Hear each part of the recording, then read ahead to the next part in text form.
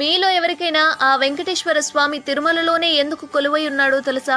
వెంకటేశ్వర స్వామి కలియుగదిలో తిరుమలపై కొలువై ఉన్నాడని ప్రతీతి. అయితే ఆ దేవుణ్ణి కలియుగ ప్రత్యక్ష దైవం అని కూడా అంటూ ఉంటారు. ఆ శ్రీ మహావిష్ణువు యొక్క అవతారమే ఈ వెంకటేశ్వరుడి యొక్క రూపం. తిరుమల కలియుగంలోనే కాదు, కృతయుగాది నుండి పవిత్ర క్షేత్రంగానే ప్రసిద్ధి చెందిందట ఈ తిరుమల.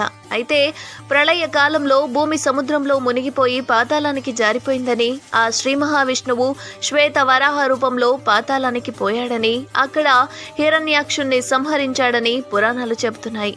ఆ తర్వాత భూదేవితో కలిసి భూమిపైనే ఉండాలని విష్ణువు నిర్ణయించుకున్నాడట. గరుత్మంతుడు వైకుంఠంలోని క్రీడాద్రిని తీసుకొచ్చి తూర్పు సముద్రానికి 5 యోజనాల దూరంలో సువర్ణముఖి తీరంలో నిలిపాడు. అదే తిరుమల కొండ.